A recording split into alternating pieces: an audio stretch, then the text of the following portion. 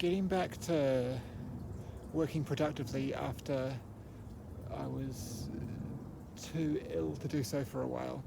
It's giving me this slightly outside perspective on my working practices, um, because I'm kind of having to reconstruct them and figure out what I was doing and why it worked and how to fit that into the time I have available and with the energy resources I have available now. Um, so yeah, it's kind of valuable having this kind of perspective, right? I would have liked to just be doing what I was doing uninterrupted, but given that it's happened to me, that I've had a break and then come back to it, I'm just trying to make the most of the perspective that gives me. Alright, so I want to talk about how I do project management. It's not from a very businessy perspective, because I've always just worked pretty much by myself.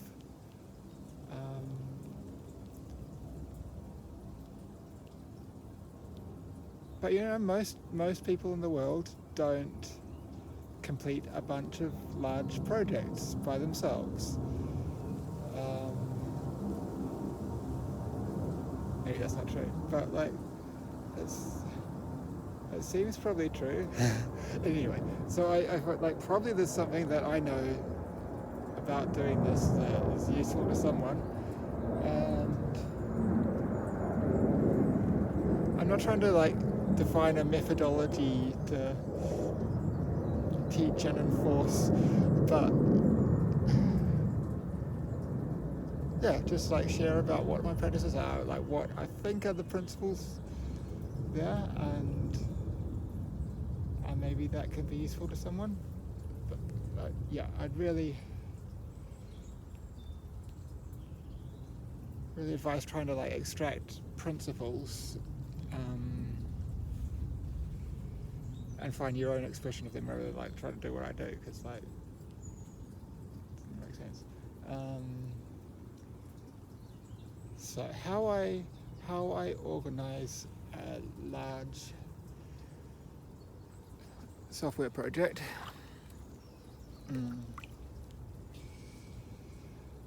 I always have a text file. It's called notes.txt, or sometimes I used to just do it in the comments section at the start of a source file, at the start of the main file, but I think it does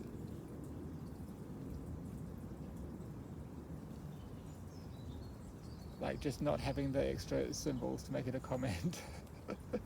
It's a small optimization. This is silly. No, but what I do, yeah, I just have a list. It's a plain text list of tasks to do. I'm sure there's software that has better ways of managing a task list that might suit you better, but for me, just a plain text file has always really done the job. And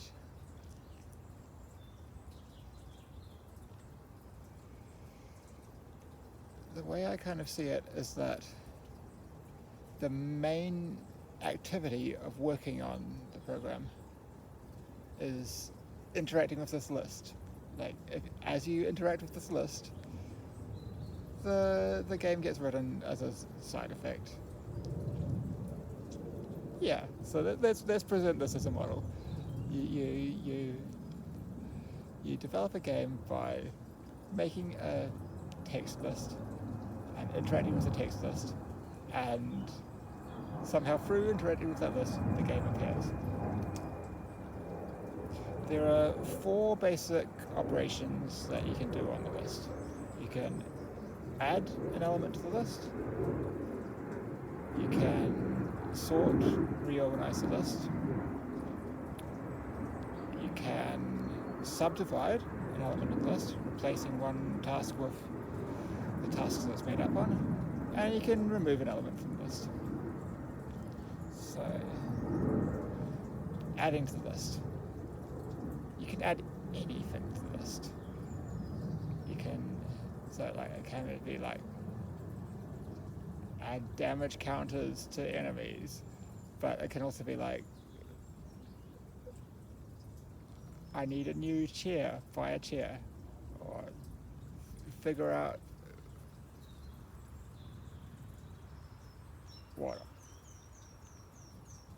what the monk even does. Yeah, what like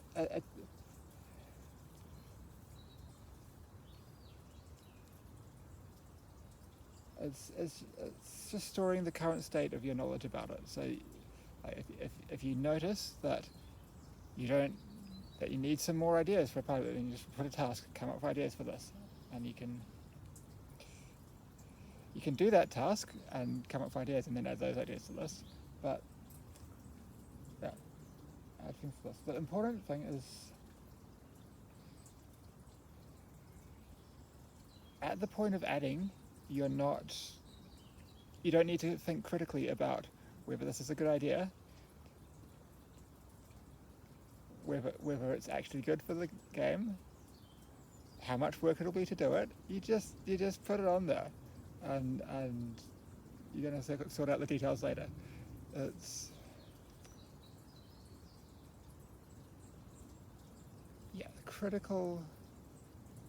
criticality is an essential part of creativity, because you need to expand ideas and then prune to what's going to actually fit and work. But I feel there needs to always be like at least a millisecond of separation between them. You have to give yourself time to actually have the idea before you shoot it down. Otherwise you don't get the weird ideas.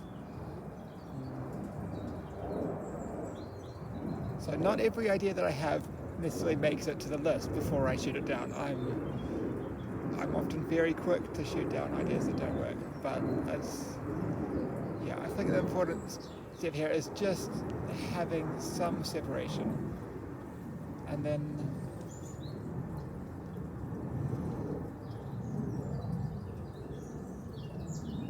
when you do criticize an idea, that can be a constructive process, right? Like, you seeing why this idea doesn't work often gives rise to the next idea that does work.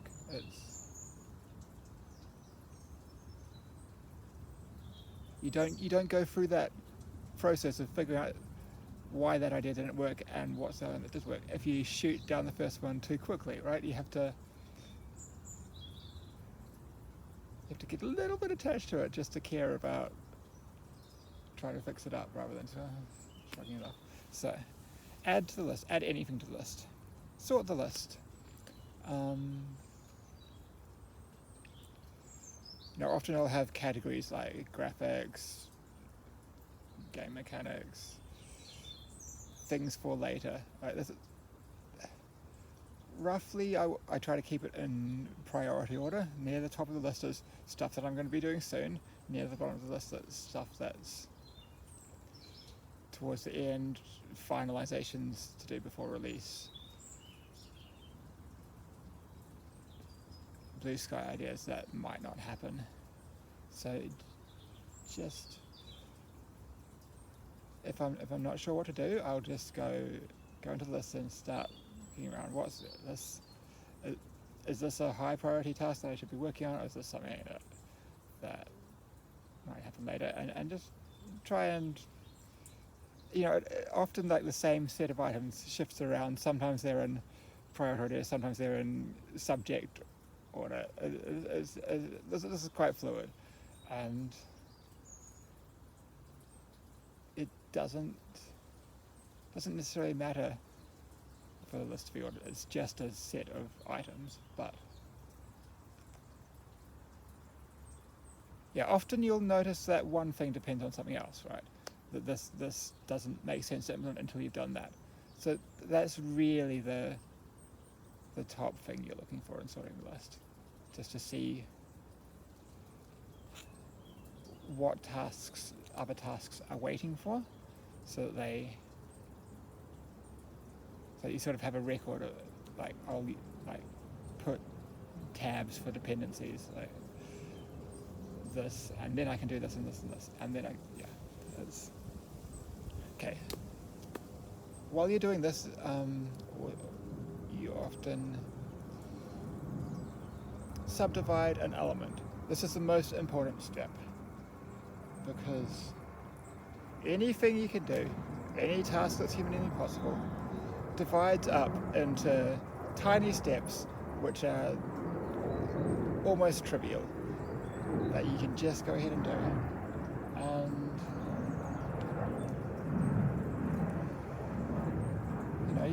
you're doing an ambitious creative project. There's going to be a lot of things on there that seem hard to do, and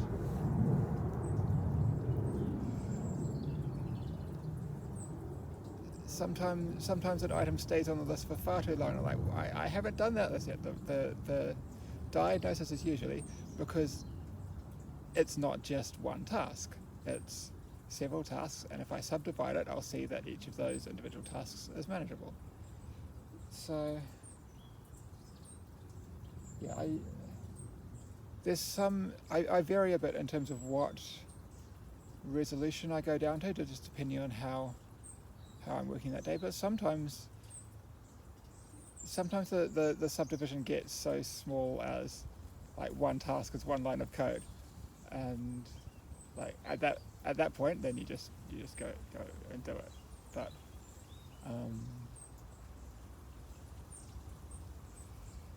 you just need to break it down into chunks small enough that feels like a thing you can hold in your mind, a thing you can just go ahead and do. And that varies from day to day. Yeah, just depending on your sleep, your emotional state, whatever's going on, your available working memory is variable. So what counts as a single operation task for you varies, but it doesn't really matter. You just need to, whatever you're doing, you just need to break it down into things that are a single operation for you right now.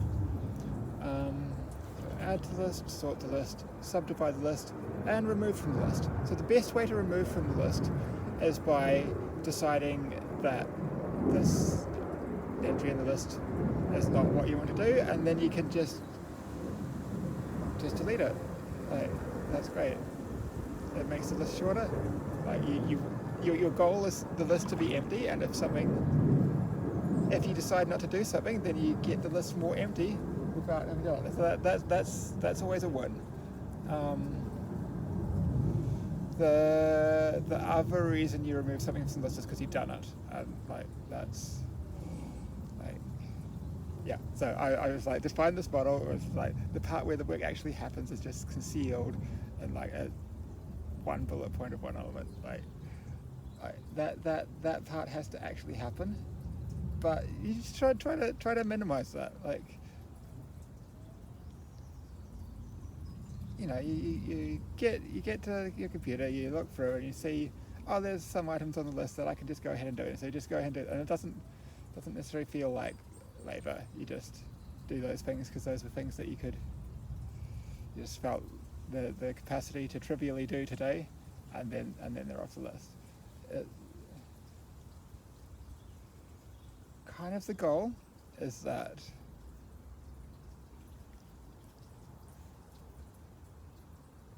doing tasks from the list is always like this, right? Like every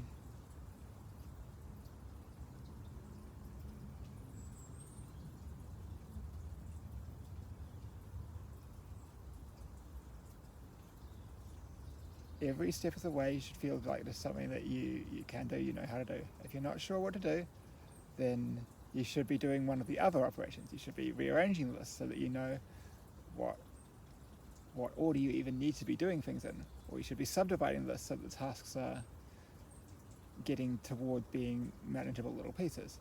Or you can add stuff to the list because that's fun, why not? But you should only actually be doing a task if you're certain that the task is something you want to do and you can just do it.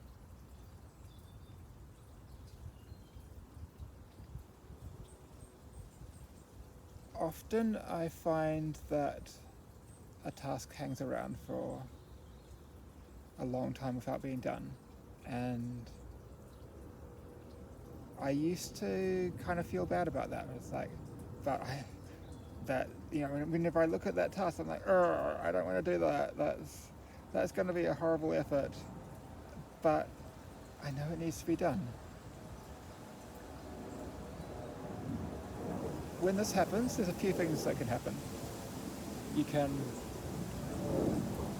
first of all, you can realize that it doesn't actually need to be done, and then you need to do this. And this is great because it was something that seemed like it would be a horrible work to do, and you didn't want to do it, and you decided you didn't have to do it. Right? Yeah, this is a great thing about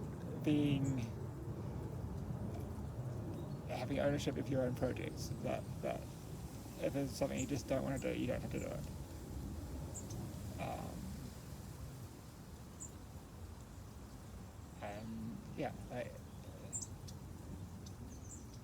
Often, I'm being a little funny about it here, but there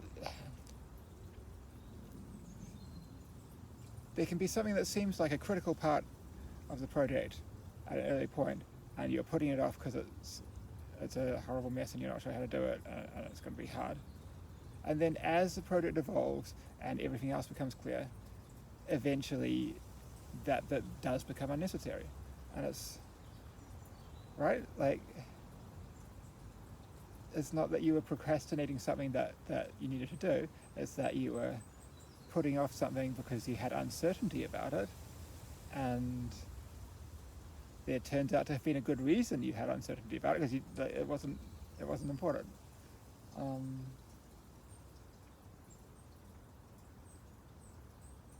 Don't feel bad about procrastinating. There's always a reason behind it. And like, sometimes the reason is don't do that thing. The project is better without it. Like it's good to take time to discover that that's the reason. And then this is one of the reasons I sometimes end up with like designs that people praise as being beautifully minimalist, because I looked at the system that was the obvious thing to do that everyone else is doing in the genre, and I'm like, I don't want to implement that. Put it off, never do it. And it's beautifully minimalist because I just didn't want to do that and turned out didn't need to. But no, there's other things that can happen. Like, another thing that can happen is that like once the project has evolved, you have more detail on what that task actually looks like. If you're always feeling like, I don't want to do that, that's important but I don't want to do it, then like maybe you just don't have enough information yet, you don't have everything else worked out enough yet. You should work on the other things.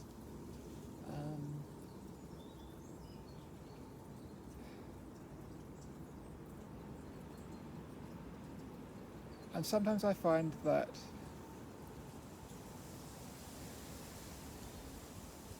if I just leave it, then like a day comes when just the state I'm in that day, like the mood I wake up with, how I'm feeling, that task is just something that I have the capacity for. And so like I've 1,000 times before looked at that and was like, I don't want to do it, and then one day I just look at it and go, I can do that, let's do it. And this isn't even like necessarily on a good day. Like, it sometimes happens that I'm sick. I have a cold. I just feel horrible. I'm not in capacity to do my best work, and then I think, oh, that task that just had a lot of data entry and like details that I'd never want to do, I wouldn't mind doing it today because I'm not up for much else, so I just go ahead and do it. Yeah, just trust that the day comes when it gets done. It takes a lot of trust in yourself, and you build that trust by demonstrating it to yourself. You start with small projects, work up, and I know that I've finished games, so if there's a task that's an obstacle to a game finishing, I just look at the past and go, well, every other time I tried to make a game and there were obstacles in the way of finishing it, I either finished the game or I made another game instead, which was better. So it's not, obviously, like sometimes it's the right thing to do to just drop a project and see if you come back to it later. But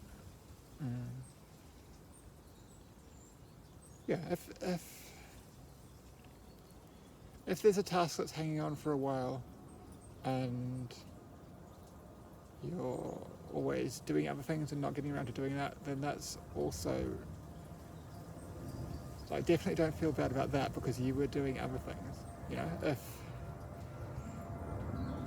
If you reach the point where the list is literally empty except for that one task, you're just going to like you've got a complete game except this one thing that is annoying to do, but like the game is fun, you're excited about the game, like all of that gives you the fuel to motivate yourself to just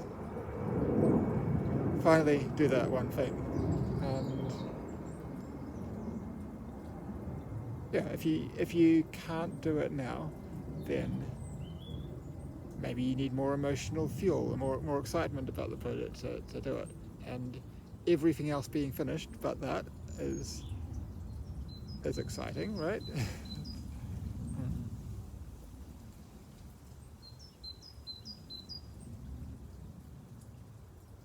So that's it really.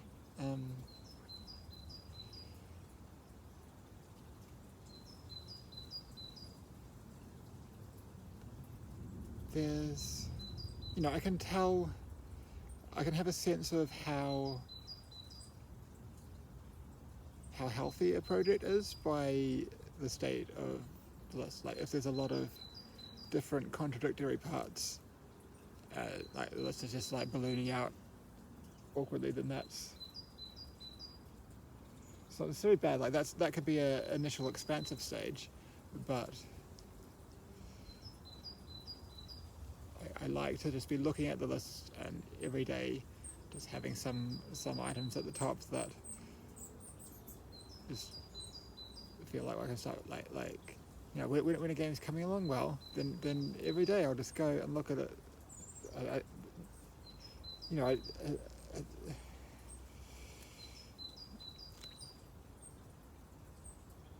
It's different ones every day, but every day there's one of the things near the top I can just do, and then more gets done and it's finished. So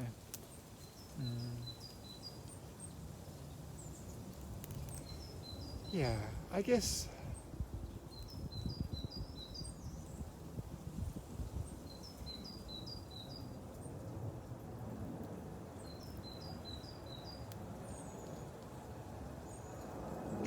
you're alive, activity is going to happen, you're just trying to set up some kind of space in which the activity that naturally is going to happen from you is likely to step towards an end product. And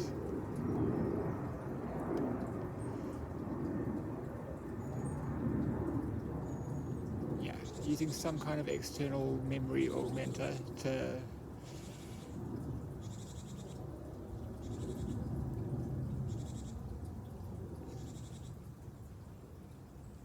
to direct yourself towards easy tasks is great. Yeah, it's nice to end. I don't get to do this all the time because like it can be chaotic with children, but to end the day leaving something easy for you to do the next day, which you don't necessarily do. You might come in the next day and have inspiration for something else, but which is like then the easy thing can wait until there's a day that you need it. But it's good if you can always come in and just have something obvious to start with. You start with it, you do it, you've made progress, then you're in it. You've woken up the part of your memory that was dealing with it, and it starts flowing. But if you're not sure what to do, just interact with the list. Like you can spend all day sorting and subdividing and deleting elements, which is progress because it gets you closer to an empty list. But yeah, okay, that's the summary I have right now. Like I hope that's interesting or useful to anyone.